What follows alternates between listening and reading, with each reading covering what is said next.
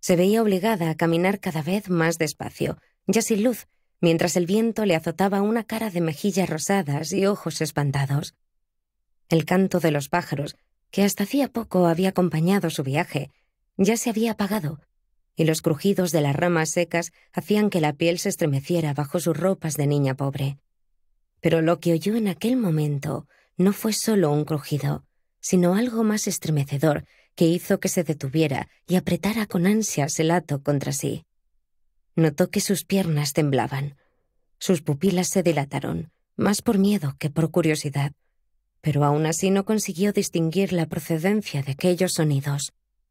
No debía tener miedo, no debía detenerse.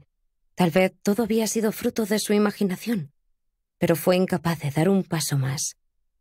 Procurando no hacer ruido, respiró profundamente, dejó el hato en el suelo y se colocó mejor el pañuelo anaranjado que le cubría el cabello. Sin embargo, no logró tranquilizarse, pues el sonido volvió como si hubiera alguien acechando tras unos matorrales. Deseó ser invisible, que la penumbra camuflara su silueta a ojos ajenos, y como si fuera una burla del destino, el cielo tronó primero para iluminarse después, y la luz lo inundó todo. Fueron solo unos instantes, pero junto a unos tojos pudo advertir el cadáver de un conejo que estaba siendo devorado por unos hurones ansiosos.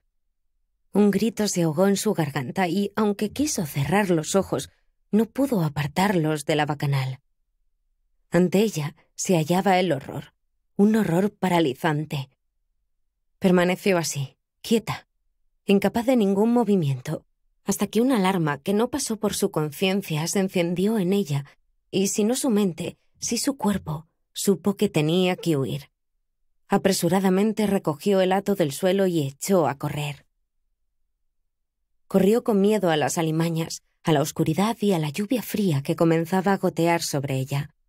Corrió sin ver, tropezando en un terreno irregular y lleno de vegetación desordenada. Y corrió sin medida, hasta llegar sin saberlo a la orilla del río y acabar, por la inercia, con su cuerpo en las aguas que tanto había temido. Fue tal la impresión que no pudo cerrar la boca. De pronto, sintió el frío en su cuerpo. Las ropas se hicieron más pesadas y una repulsión al ahogo y al fango le impidió respirar por unos instantes. No sabía nadar, y aunque en ese punto apenas había profundidad, no podía saberlo. Sintió la atracción de las arenas del fondo de un abismo oscuro y gélido y, en aquellos que podrían haber sido sus últimos estertores, se sintió perdida. Fue el hato lo que la salvó. Por suerte, no lo había soltado al caer.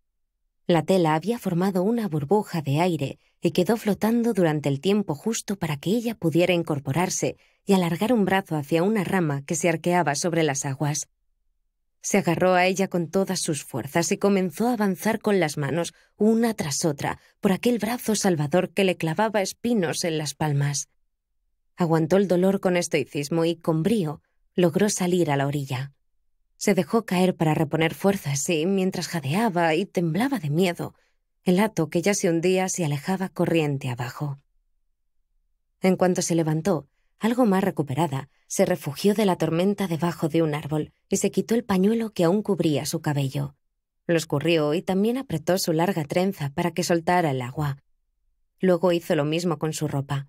Estaba nerviosa, no solo por el banquete de los hurones y la impresión de las frías aguas después, o por el hecho de haber estado a punto de ahogarse, sino porque sentía que había perdido su invisibilidad de un modo muy torpe. Por mucho que estrujara sus ropas para que soltasen el agua que las impregnaba, no lograba escurrirse la sensación de que había en los árboles ojos que la observaban. Pero no podía dejarse amilanar por el miedo. Estaba sola, y todo dependía de ella, así que era inútil quedarse a esperar ayuda en la intemperie de la tormenta estival. Antes de volver a ponerse en marcha, se santiguó y rezó un Padre Nuestro y un Ave María, y pidió a la Virgen con todas sus fuerzas que el trayecto que aún quedaba fuera corto y sin sobresaltos. Ya no temblaba solo de miedo y de frío, sino también de sugestión. Emprendió de nuevo el camino, sin un hato al que aferrarse y sin un alma a la que encomendarse en aquella soledad forestal.